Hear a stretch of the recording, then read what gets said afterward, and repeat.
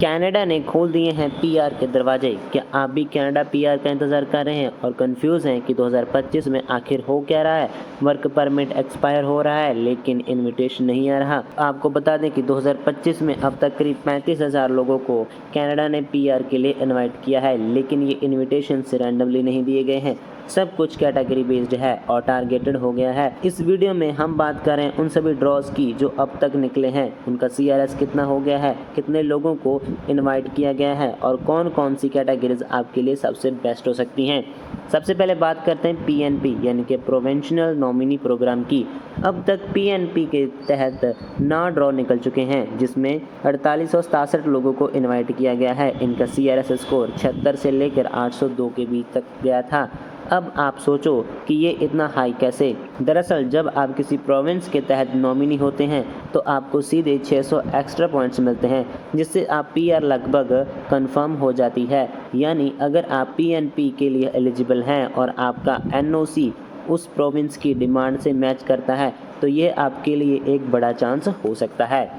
अब आते हैं हेल्थ केयर सेक्टर पर, जहां अभी तक 2 ड्रॉस निकाले गए हैं, जिसमें 1000 लोगों को इनवाइट किया गया है। उनका सीआरएस स्कोर 504 से 510 के बीच रहा है।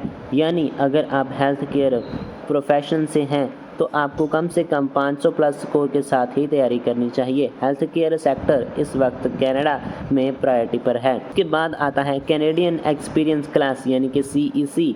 अब तक इस कैटेगरी के तहत 4 ड्रॉ हो चुके हैं, जिसमें 9850 लोगों को इनवाइट किया गया है। इनका स्कोर 521 से 547 के बीच रहा है। अगर आपके पास कनाडा में काम करने का अनुभव है तो यह आपके लिए एक स्ट्रॉन्ग कैटेगरी हो सकती है। हालांकि सीईसी ड्रॉज थोड़े अनियमित निकले हैं, लेकिन अगर स्कोर अच्छा हो तो आपको मौका ज़रूर मिल सकता है। 2025 की सबसे इंटरेस्टिंग कैटेगरी रही है फ्रैंकोफोन यानी कि फ्रेंच स्पीकिंग एप्लीकेंट्स के लिए। अब तक 3 ड्रॉ निकाले जा चुके हैं और 18,500 लोगों को इनवाइट किया गया है। इस ड्रॉज में सबसे खास बात यह है कि लो सीआरएस सिर्फ 379 से 428 के बीच है।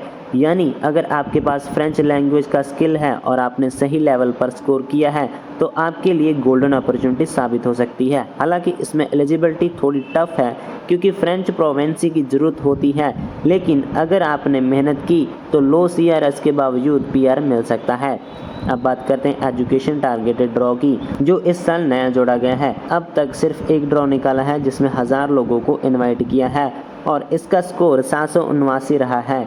ये ड्रॉ खास उन लोगों के लिए है जिनके पास कनाडा में एजुकेशनल बैकग्राउंड है या फिर इंटरनेशनल स्टूडेंट्स हैं। तो अब सवाल उठता है, इतने सारे ड्रॉज के बीच आप कैसे तय करें कि आपके लिए सबसे सही कैटेगरी कौन सी है? इसका जवाब है अपनी प्रोफाइल को समझना और सही तरीके से ऑप्टिमाइज़ करना। अगर आप चाहो तो अपनी प्रोफाइल को ध्यान से देखिए, आप किस कैटेगरी में फिट बैठते हैं और किस तरह से अपना सीआरएस स्कोर बेहतर कर सकते हैं। तो दोस्तों, अगर आपको ये जानकारी काम की लगी तो इस वीडियो को लाइक करें और कमेंट में बताइए कि आप कौन सी कैटेगरी में अप्लाई करने का सोच रहे हैं और चैनल को सब्सक्राइब करना मत भूलिए, क्योंकि अगली इमिग्रेशन अपडेट आप तक सबसे पहले पहुंचनी चाहिए।